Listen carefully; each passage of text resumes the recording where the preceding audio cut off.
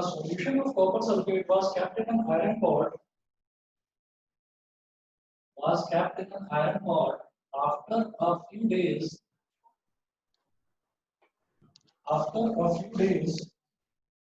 The iron pot was found to have a number of holes. The iron pot was found to have a number of holes.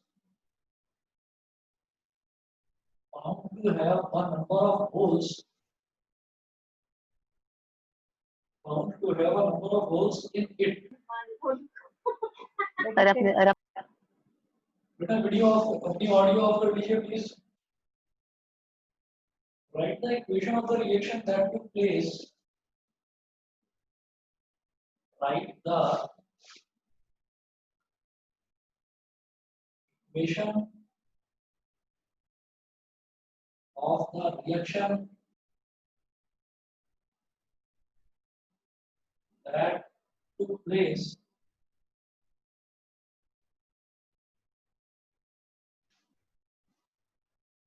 also explain this reaction in terms of reactivity. Explain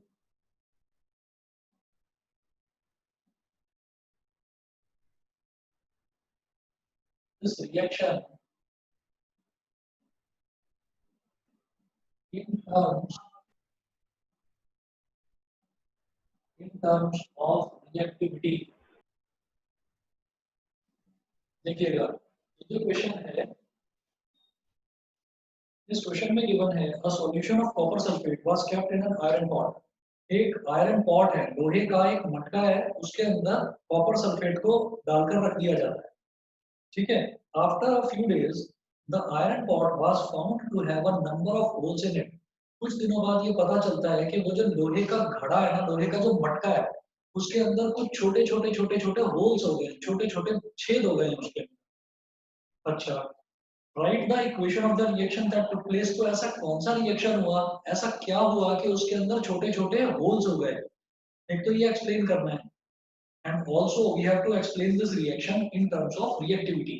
मुझे reactivity के terms में भी इस reaction को explain करना है, तो ये दो तरीके से मुझे इसको एक्सप्लेन करना है। तो देखिएगा, सबसे पहले है एक solution of copper sulphate was kept in an iron pot. तो इसमें क्या हुआ है, we know that iron metal is more reactive than copper metal. Iron metal जो है वो कॉपर मेटल से ज्यादा रिएक्टिव होता है, ये हम सब जानते ही हैं, ठीक है। अच्छा, so when a solution of copper sulfate was kept in an iron pot, तो जब कॉपर सल्फेट के सॉल्यूशन को आयरन पॉट में डाल दिया गया, तो एक तरह से हुआ क्या कि आयरन का और कॉपर सल्फेट का रिएक्शन हो गया। आयरन का और कॉपर सल्फेट का रिएक्शन हो गया। बेटा 1 मिनट वेट करिए, बस प्लीज 1 मिनट।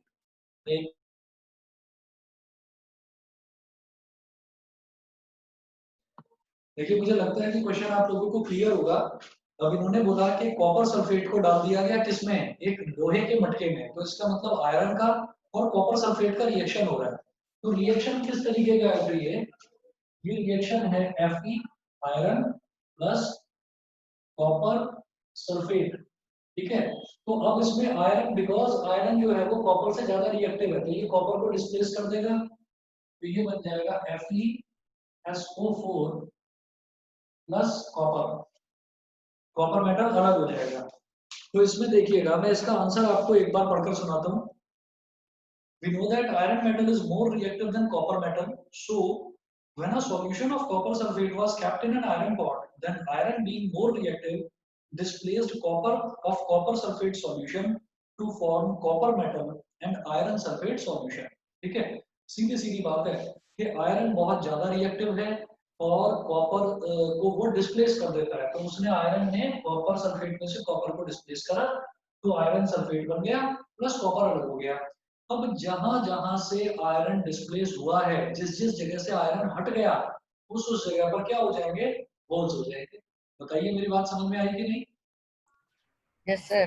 ठीक है, तो आयरन जो है, आयरन जब कॉपर सल्फेट के साथ रिएक्शन करेगा, तो आयरन जो है वो आयरन सल्फेट के साथ जुड़ जाएगा। तो आयरन निकला कहां से, आयरन निकला तो उस आयरन पॉट में से ही, तो आयरन पॉट में से जहां जहां से आयरन निकल कर और आयरन सल्फेट बना रहा है, तो जहां जहां से वो निकला है उस जगह पर छोटे छोटे छोटे छोटे होल्स हो जाएंगे। बताइए सभी बच्चों को क्लियर है ये चीज? Yes, sir. Yes, sir. ठीक है, अब सुनिएगा। तो इन्होंने बोला है the equation for this displacement reaction can be written as this. ये तो हमारी रिएक्शन हो गई, इक्वेशन हो गई। और उसके बाद है, फिर सुनिएगा, दो तीन लाइन है important. Since the iron metal taking part in this displacement reaction is being taken from the iron pot. वो जो iron metal है, it is being taken from the iron pot. So holes are formed at those places in the iron pot from where iron metal has dissolved in the copper sulfate solution. उसमें से जहां जहां से लोहा निकला और उसने कॉपर सल्फेट से रिएक्शन करा, ठीक है, उसी उसी जगह पर होल हो गए। सभी बच्चों को समझ में आ गया? Yes, sir. ठीक है, इसका आंसर Yes, sir. ये मैंने नोट्स में मेंशन कर रखा है, नोट्स में से ही पढ़कर आप लोगों को आंसर अभी अभी बताया। ठीक है, अब देखिएगा। अब इसके बाद में बेटा अगला क्वेश्चन देखते हैं। अगला क्वेश्चन देखिएगा, तो ये जो क्वेश्चंस हैं, ये क्वेश्चंस अभी तक जो मैंने प्रॉपर्टीज पढ़ी है ना, तीन properties, reaction of metals with oxygen, reaction of metals with water and reaction of metal with salt solution and reaction of metal with acid solutions, चार जो प्रॉपर्टी पढ़ी है उनमें से ही अभी ये क्वेश्चंस हैं। एसिड्स के साथ कैसे रिएक्ट करते हैं, वाटर के साथ, ऑक्सीजन के साथ और अपने सॉल्ट सॉल्यूशन के साथ कैसे। अब अगला क्वेश्चन है, वो मैं इधर लिख रहा हूं इस तरफ। What would you observe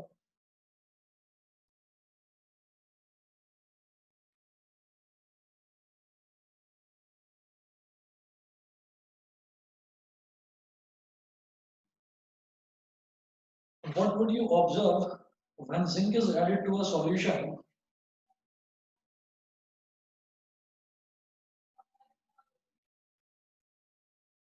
When zinc is added to a solution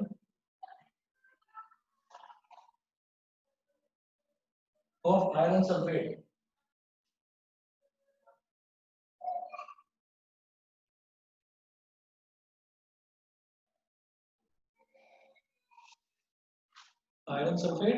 write the chemical reaction that takes place.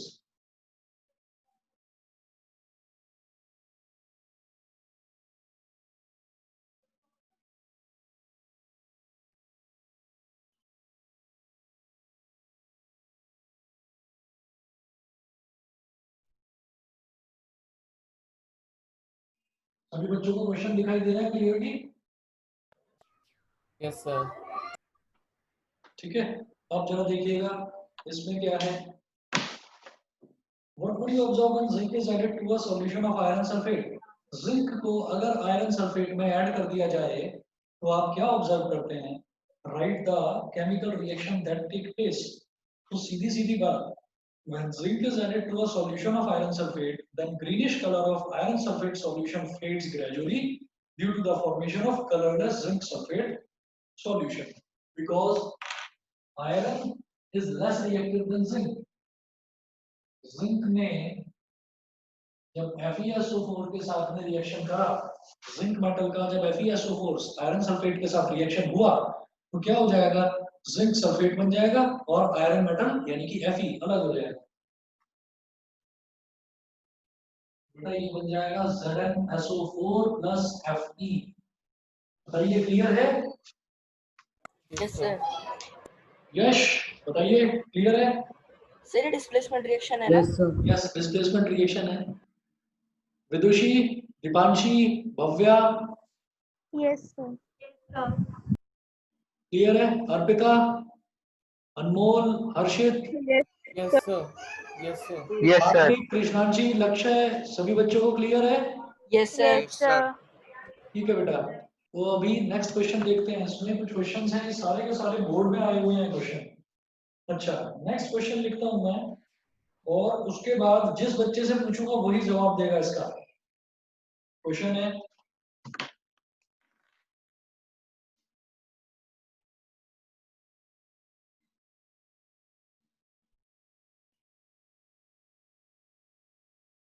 which of the following Which of the following pairs will give displacement reactions?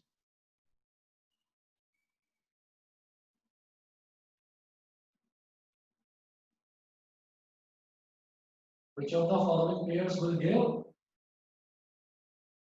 displacement reactions?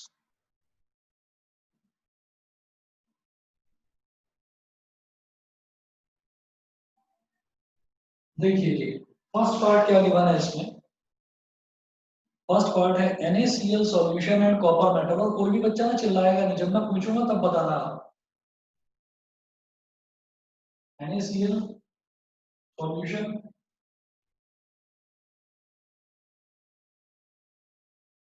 And copper metal.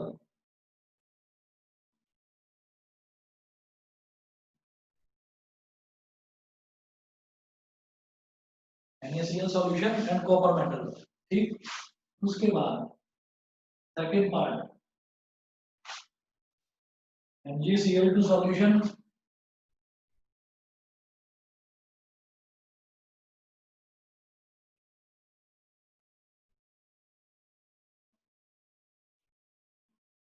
And aluminium metal.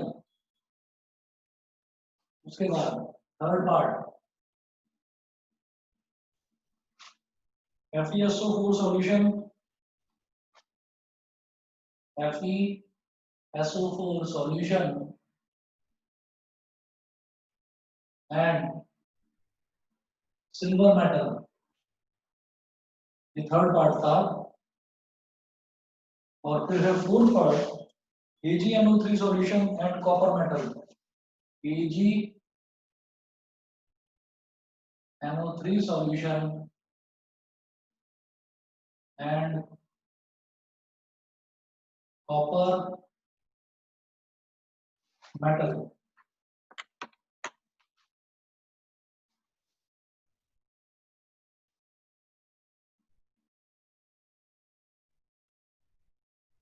देखिएगा, अब जो first part है, first part में हमें ये बताना है, मतलब इसमें पूरे क्वेश्चन में मुझे ये बताना है कि इनमें से कौन सा मुझे डिस्प्लेसमेंट रिएक्शन किसमें मिलेगा, किसमें डिस्प्लेसमेंट रिएक्शन होगा और किसमें नहीं होगा, ये बताना है।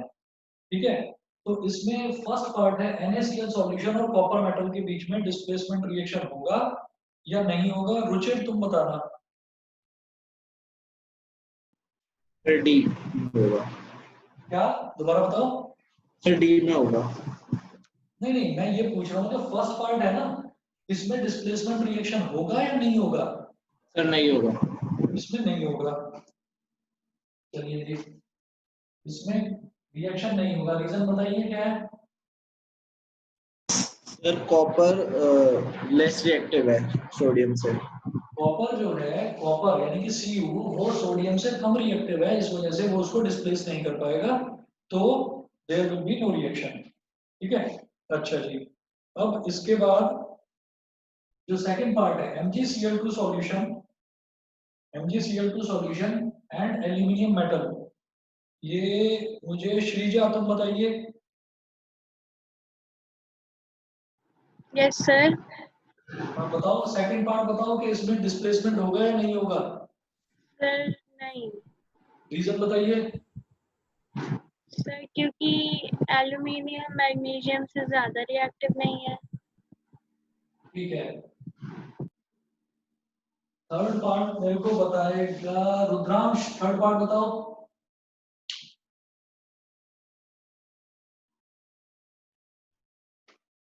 रुद्रांश थर्ड पार्ट बताइए।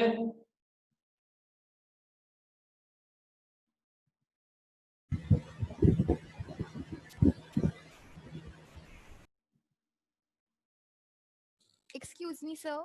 हाँ जी, सर हम क्या कर रहे हैं, मैंने जस्ट अभी कनेक्ट किया, मेरा बार बार मेटल डिस्कनेक्ट हो रहा है। मेटल नॉन मेटल के कुछ ना क्वेश्चंस कर रहा हूँ,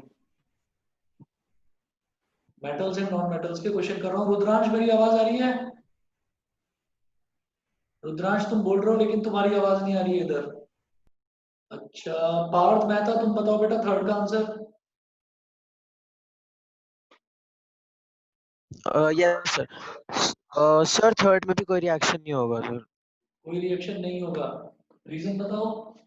Sir, iron is more reactive than silver. Iron silver से ज्यादा रिएक्टिव है तो सिल्वर आयरन को डिस्प्लेस नहीं कर पाएगा। Yes, sir. फोर्थ का बताइए देवशी, फोर्थ का बताओ।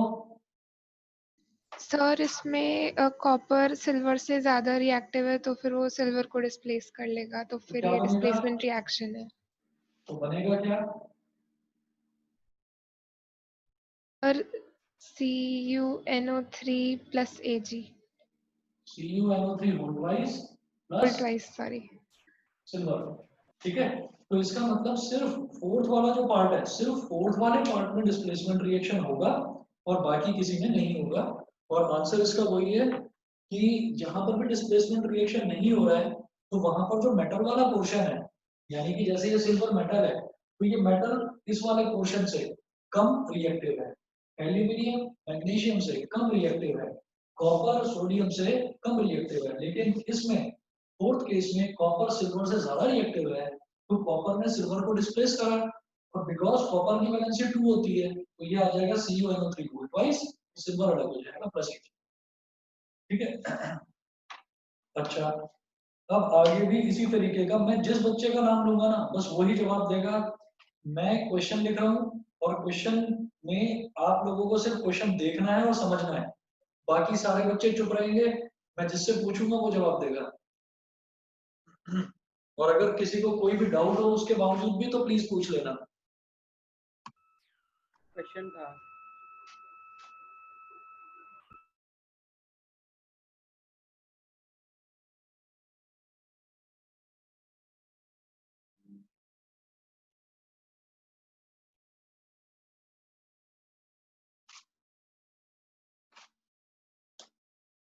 देखिए जी, क्वेश्चन है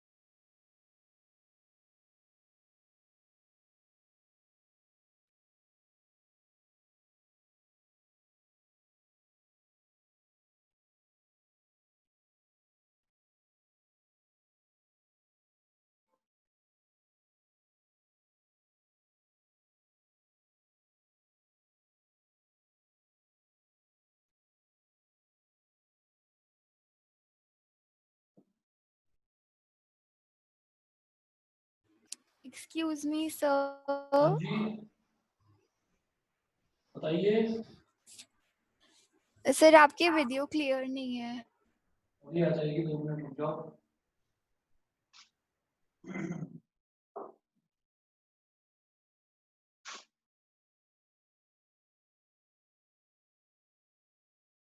अभी ठीक है? सर ये दिखा रहा है कि मेरा नेटवर्क बैंडविड्थ लो है।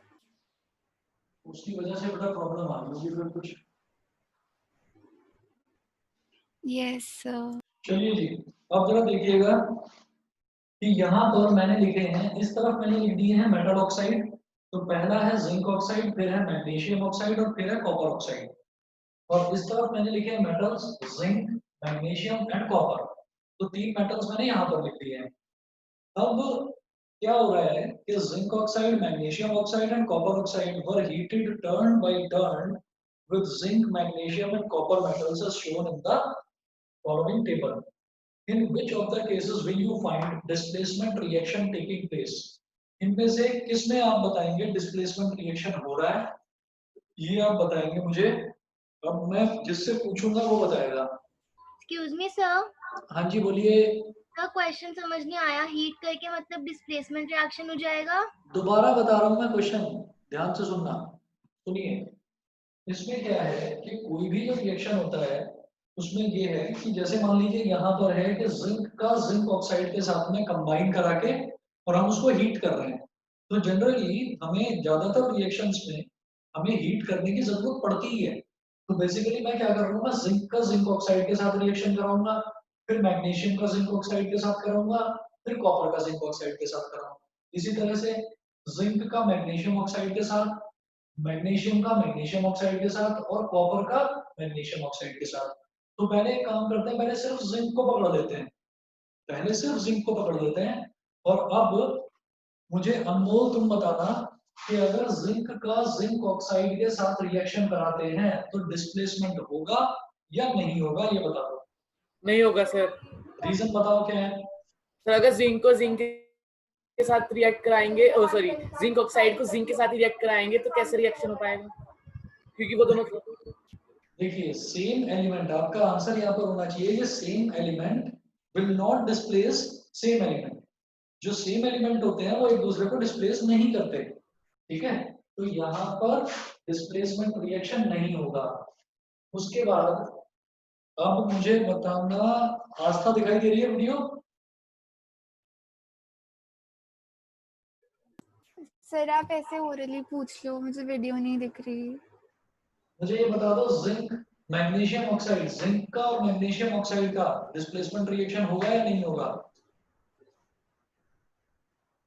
सर आप प्लीज रिपीट कर सकते हो, आपकी वॉइस क्रैक कर रही है। जिंक और मैग्नीशियम ऑक्साइड में डिस्प्लेसमेंट रिएक्शन होगा या नहीं होगा, ये बताइए। सर मुझे नहीं आ रही, आप चैट बॉक्स में लिख दोगे? कोई बात नहीं, कोई बात नहीं, मैं थोड़ी देर बाद देखता हूँ, दूसरा क्वेश्चन पूछूंगा। देखिए अब मुझे बताना, भव्या तुम बताइए कि जिंक और मैग्नीशियम ऑक्साइड में डिस्प्लेसमेंट रिएक्शन होगा या नहीं होगा? आई थिंक नहीं होगा। नहीं, आई थिंक का क्या मतलब है, मेरे को बताओ, रिएक्टिविटी सीरीज याद नहीं है क्या? रिवाइज नहीं करी मैंने। बेटा रिवाइज करके रखो, मेरे पास काम बहुत ज्यादा था, मैंने आपको वेडनेसडे को ओरल टेस्ट के लिए बोला था, मैं इस वजह से ले नहीं पाया ओरल टेस्ट, तो याद रखना मैं इस संडे को लूंगा। तो प्रिपेयर रहना, और रिएक्टिविटी सीरीज आप में से सभी बच्चों को याद होनी चाहिए। चलिए मेरे को बताना, अर्पिता तुम बताओ, जिंक और मैग्नीशियम ऑक्साइड, क्या जिंक मैग्नीशियम को डिस्प्लेस कर पाएगा या नहीं कर पाएगा? तो सर कर लेगा, क्योंकि रिएक्टिविटी सीरीज में मैग्नीशियम ऊपर आता है जिंक से। चलो जी, आप भी गलत बता रहे हो, जिंक सर मैग्नीशियम 4 पे आता है और जिंक 7 पे। ठीक है ना, तो इसका मतलब ये डिस्प्लेसमेंट रिएक्शन यहाँ पर नहीं होगा। अच्छा अब उसके बाद मुझे बताइए दीपांशी, जिंक कॉपर ऑक्साइड को, कॉपर ऑक्साइड में कॉपर को डिस्प्लेस कर पाएगा या नहीं, डिस्प्लेसमेंट होगा या नहीं? सर होगा डिस्प्लेसमेंट। डिस्प्लेसमेंट हो जाएगा क्योंकि जिंक कॉपर से ज्यादा रिएक्टिव है। चलिए इसके बाद नेक्स्ट मेरे को बताना, दिवस, दिवस दिवस तुम मेरे को बताओ, मैग्नीशियम और जिंक ऑक्साइड इन दोनों का रिएक्शन करा रहे हैं, डिस्प्लेसमेंट होगा या नहीं होगा? सर होगा। हो जाएगा? Magnesium is more reactive then zinc. बिल्कुल, जब हमने यहाँ पर देख लिया कि जिंक मैग्नीशियम को डिस्प्लेस नहीं कर पा रहा, तो मैग्नीशियम तो जिंक को जरूर कर देगा, ठीक है। तो यहाँ पर हो जाएगा डिस्प्लेसमेंट रिएक्शन, यस। नेक्स्ट मैं बताऊं? हाँ लक्ष्य तुम बताओ कि नो रिएक्शन, मैग्नीशियम ऑक्साइड को सेम एलिमेंट, नो रिएक्शन। बहुत बढ़िया। चलो प्रांजल तुम बताओ अगला, कि मैग्नीशियम कॉपर ऑक्साइड को डिस्प्लेस कर पाएगा, कॉपर को या नहीं, मैग्नीशियम? सर ये भी मैं बताऊं? नहीं तुम रहने दो, प्रांजल से पूछा है। सर कर लेगा, कर देगा, क्योंकि बेचारा कॉपर एक ऐसा शरीफ एलिमेंट है, एक ऐसा शरीफ मेटल है, उसको कोई भी आकर डिस्प्लेस कर देता है। बस कॉपर के नीचे प्लैटिनम, सिल्वर और गोल्ड लाई करता है, ठीक है ना, तो कॉपर को तो कोई भी कर देता है डिस्प्लेस। चलिए जी, यहाँ पर हो गया डिस्प्लेसमेंट रिएक्शन। उसके बाद सर मैं बताऊं? एक मिनट रुक जाओ, शौर्य है ऑनलाइन? शौर्य नहीं है। और हर्षित? Yes sir. कॉपर और जिंक ऑक्साइड डिस्प्लेसमेंट होगा या नहीं होगा? नहीं होगा सर। नहीं होगा। इसके बाद नव्या, नव्या, आवाज नहीं आ रही होगी तुम्हें मेरी? Yes sir. अच्छा आ रही है, चलो आज नेटवर्क ठीक है। तो कॉपर और मैग्नीशियम ऑक्साइड बताओ डिस्प्लेसमेंट होगा या नहीं होगा? No sir. नहीं होगा। चलो अब मेरे को किससे पूछना है ये क्वेश्चन? हर्षिका तुम बता दो, कॉपर और कॉपर ऑक्साइड डिस्प्लेसमेंट होगा या नहीं होगा? सर नहीं होगा। Reason? Sir same element. Same element है। चलिए जी, अब मैं अगला क्वेश्चन लिख रहा हूँ और अगेन जिससे पूछूंगा वही बताएगा। अगला क्वेश्चन भी इसी तरीके का है, टेबल बनाऊंगा मैं। चैप्टर 1 है, चैप्टर 2 है? क्या सर चैप्टर 1 में है, चैप्टर 2 में है ये वाला? Sir reactivity series. हाँ, रिएक्टिविटी सीरीज पर ही बेस्ड है ये वाला क्वेश्चन। नहीं, ये चैप्टर 2 में है रिएक्टिविटी सीरीज। ये मेटल्स एंड नॉन मेटल्स में पूछा गया था बेटा। पहले आई थी ना रिएक्टिविटी सीरीज से सर। हाँ, चैप्टर 1 में था,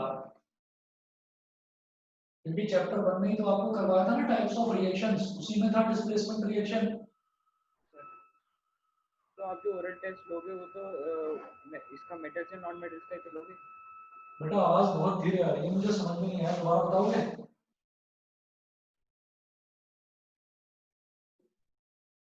दोबारा बोलोगे कि बस? सर मैं चैट कर, मतलब चैट पे लिख दे रहा हूँ। ठीक है।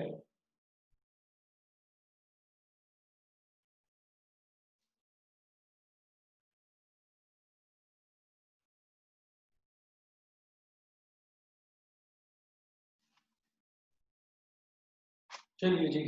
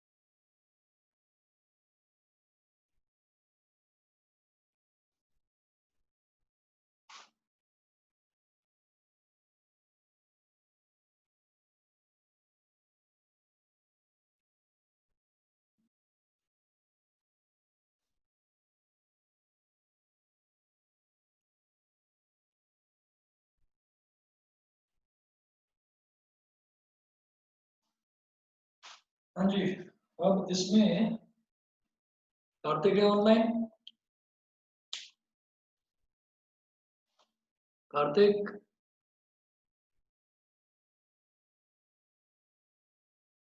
कार्तिक, लगता है नेटवर्क प्रॉब्लम हो गई कार्तिक के यहाँ पर। Okay, कृष्णांशी,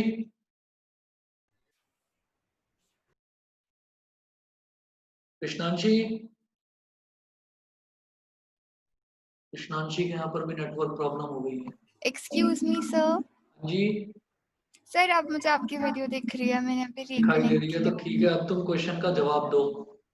yes sir. क्वेश्चन है which is the most reactive metal. ये टेबल दे रखी है, इस टेबल में ए बी सी डी ये क्या मेटल है नहीं पता, क्या नाम है इनके नहीं पता, लेकिन ए जब आयरन सल्फेट के साथ रिएक्शन करता है तो कोई रिएक्शन नहीं होता, जब कॉपर सल्फेट के साथ रिएक्शन करता है तो डिस्प्लेसमेंट कर देता है, ठीक है।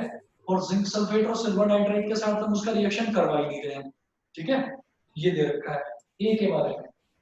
बी के बारे में ये दे रखा है कि बी आयरन सल्फेट के साथ रिएक्शन करता है तो डिस्प्लेसमेंट कर देता है, कॉपर सल्फेट और सिल्वर नाइट्रेट डैश डैश लगा हुआ है, यानी कि हम उनके साथ उसका रिएक्शन करवा ही नहीं रहे हैं।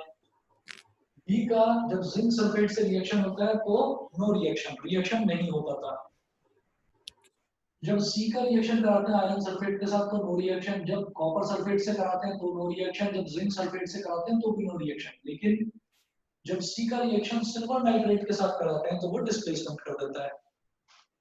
और डी जो है वो किसी को भी डिस्प्लेस नहीं कर पाता तो नो रिएक्शन। अब मुझे ये बताओ कि इसमें सबसे ज्यादा रिएक्टिव मेटल कौन सा होगा ए बी सी डी में से। वीडियो दिखाई दे रही है, ऑडियो सुनाई दे रही है? Yes sir. बताइए। सर आयरन, कॉपर, जिंक और सिल्वर में से सबसे स्ट्रॉन्ग आयरन है, नहीं जिंक है, sorry. Which is the most reactive metal.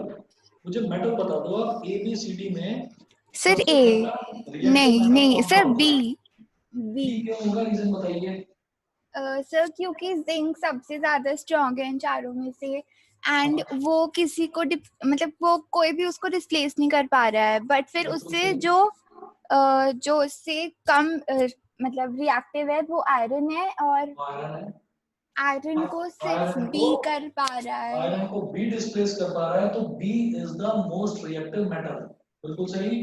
अब सुनिए, बाकी सारे बच्चों को बता रहा हूँ। देखिए, जब मैं रिएक्टिविटी सीरीज की बात करता हूँ तो जिंक सबसे ज्यादा रिएक्टिव है, जिंक के बाद आयरन है, आयरन के बाद कॉपर है, और सबसे कम रिएक्टिव है सिल्वर नाइट्रेट, ठीक है। सिल्वर सबसे कम रिएक्टिव होता है, तो जिंक को तो कोई डिस्प्लेस कर ही नहीं पा रहा है, ठीक है। तो जिंक के बाद रिएक्टिविटी सीरीज में आता है आयरन।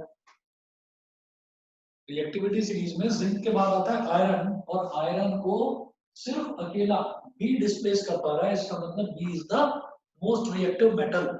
ये बता दीजिए, अगर हर बच्चे को क्लियर है तो मैं अगला क्वेश्चन पूछूंगा फिर। Yes sir. Yes sir. ठीक है। अच्छा, अब मेरे को कौन जवाब देगा? अब आस्था, भव्य, दीपांशी, देवशी, दिवस, हर्षिता, हर्षित, काव्या, काम्या, तुम बताना। हाँ जी सर। हाँ जी, क्वेश्चन है, सेकंड पार्ट है इसका। What would you observe when metal B is added to a solution of copper sulfate? क्या हुआ कि मेटल बी का रिएक्शन हमने कॉपर सल्फेट के साथ कराया ही नहीं है, सिल्वर नाइट्रेट के साथ कराया ही नहीं है, तो जब मेटल बी का रिएक्शन हम कॉपर सल्फेट के साथ कराएंगे तो क्या होगा बताओ?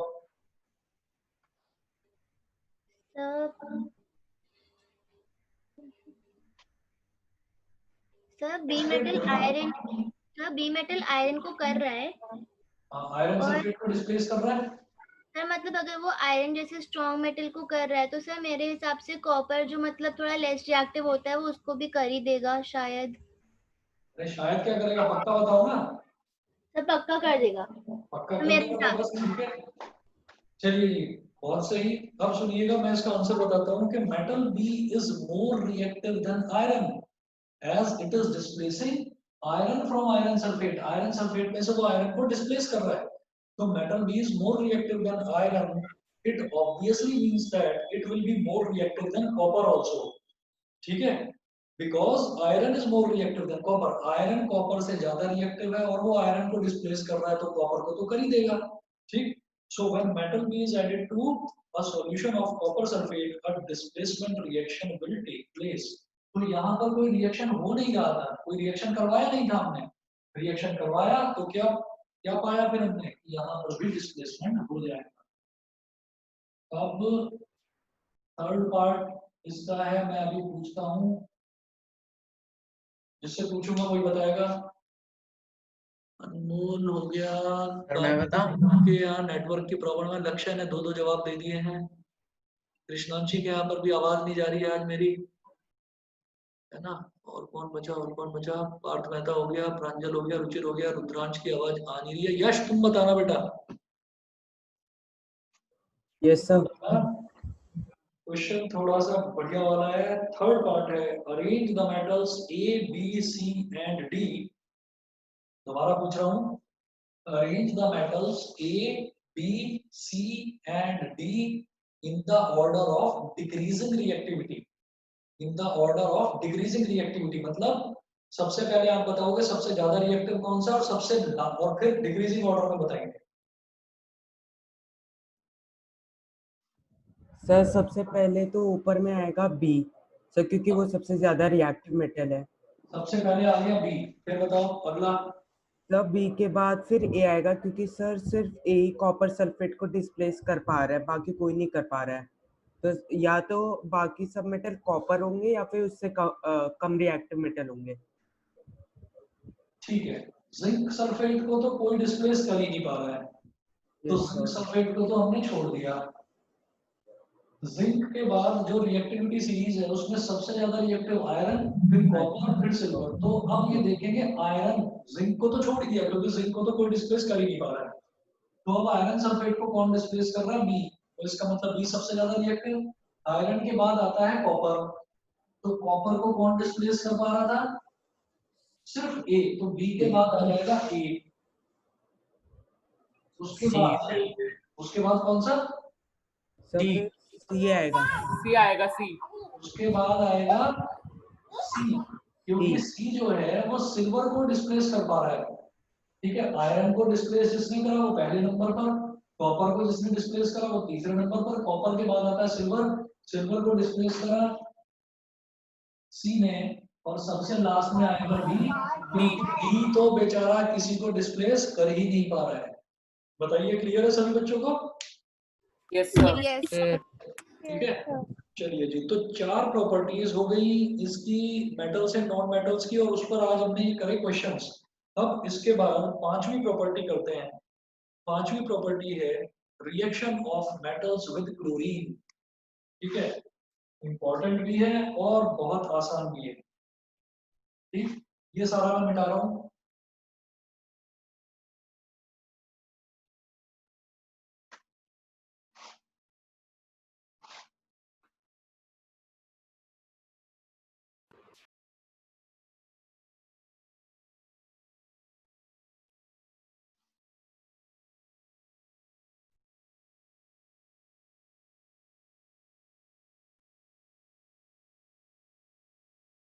चलिए जी, जो हमने 4 प्रॉपर्टीज करी थी, देखिए बेटा, पहली प्रॉपर्टी मैंने करी थी reaction of metals with oxygen, दूसरी करी थी reaction of metals with water, तीसरी करी थी reaction of metal with dilute acids, और चौथी प्रॉपर्टी करी थी reaction of metals with salt solutions. ठीक, अब 5वीं प्रॉपर्टी है reaction of metals with chlorine.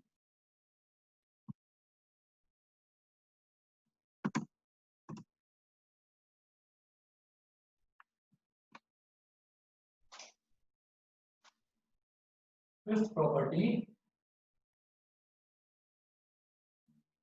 reaction of metals with chlorine।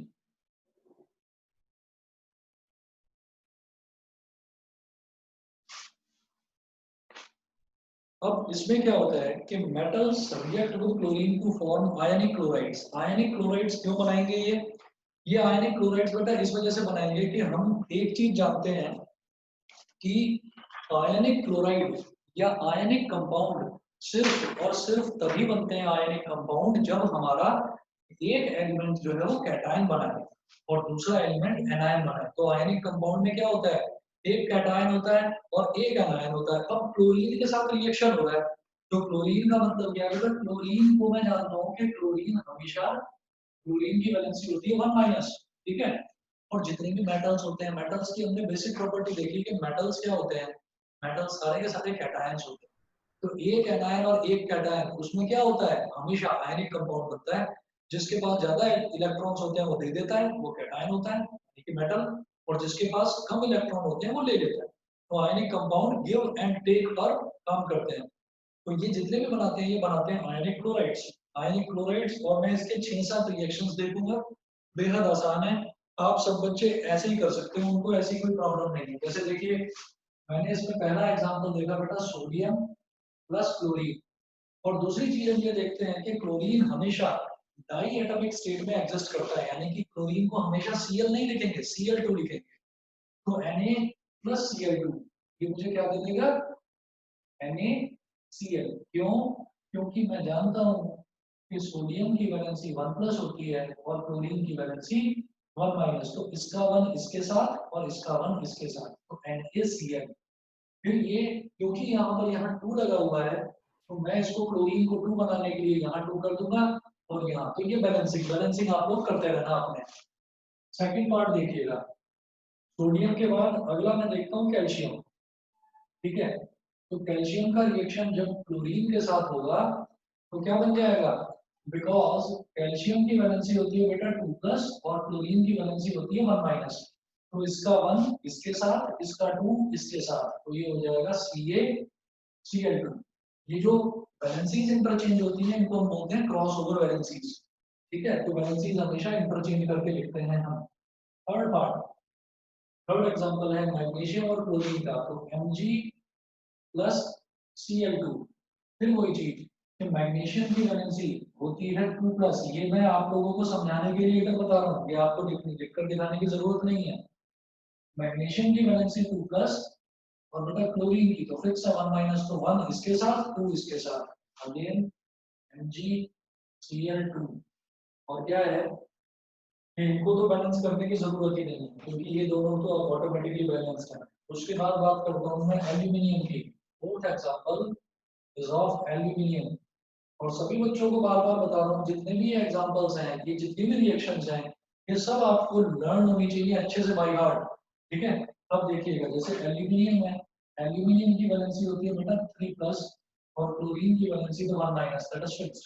तो 1 इधर आ गया और 3 इधर आ गया, तो ये बन जाएगा AlCl3। ओके, इसके बाद में मैं बात करता हूँ जिंक प्लस क्लोरीन की। और ये वाली बैलेंस नहीं करी है मैंने अभी, अगर बैलेंस करनी है तो यहाँ पर 2 लगा दो, यहाँ पर 3 लगा दो और यहाँ पर 2 लगा दो, हो गई बैलेंस। अच्छा उसके बाद देखिए जिंक प्लस क्लोरीन, तो ये हो गया यहाँ पर Zn और ये हो गया Cl2, ठीक है। तो इस केस में फिर वही बात है कि जिंक की वैलेंसी होती है 2+ और क्लोरीन की 1-, तो 2 इसके साथ 1 इसके साथ, ये हो गया ZnCl2, it is already balanced. उसके बाद आयरन,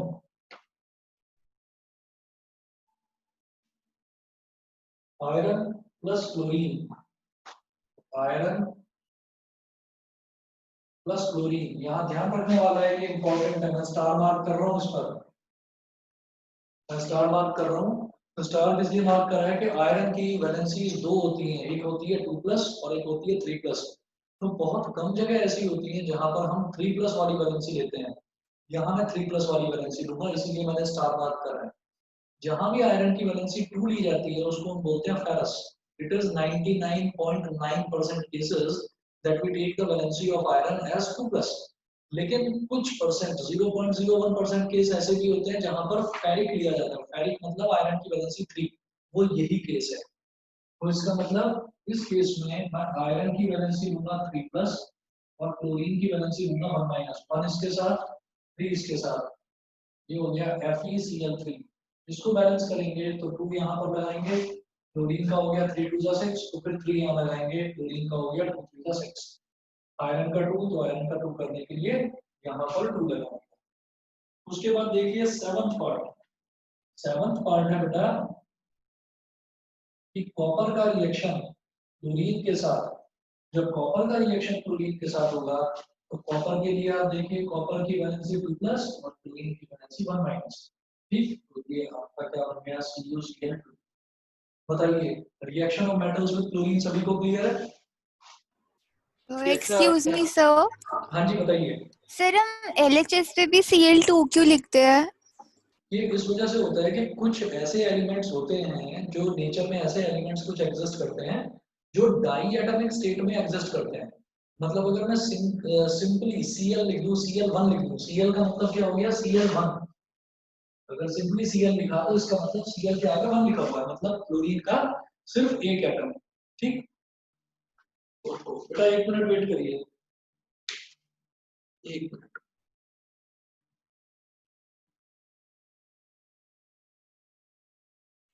हाँ जी, तो मैं ये बता रहा था कि क्लोरीन जो है कुछ एलिमेंट्स ऐसे होते हैं जैसे क्लोरीन हो गया, फ्लोरीन हो गया, ऑक्सीजन हो गया और हाइड्रोजन हो गया, नाइट्रोजन हो गया।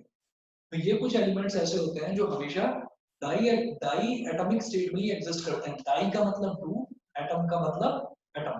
तो हमने ये कहा डाई एटॉमिक स्टेट मतलब क्लोरीन अकेला नहीं होगा, हमेशा क्लोरीन के साथ एक और क्लोरीन भी होगा Cl2। तो ये एग्जिस्ट ही ऐसे करता है नेचर में Cl2। इस वजह से किसी भी रिएक्शन में आप देखना कि अगर कहीं पर भी अकेला क्लोरीन लिखा हुआ है ना तो वो Cl2 लिखा हुआ होगा, सिंपली Cl लिखा हुआ नहीं होगा। समझ गए? Yes sir. ठीक है। अच्छा, अब इसके बाद क्या है कि इन रिएक्शंस में किसी तरीके की कोई कंडीशन नहीं है कि ठंडा होना चाहिए, गर्म होना चाहिए, स्टीम के साथ होना चाहिए, प्रोलॉन्ग हीटिंग होनी चाहिए, हाई टेम्परेचर, कोई कंडीशन नहीं। ठीक, तो ये सिंपल रिएक्शंस हैं। ये 7 रिएक्शंस आपको लर्न करने हैं इसमें, reaction of metals with chlorine में। ठीक है? Excuse me sir. हाँ जी बताइए।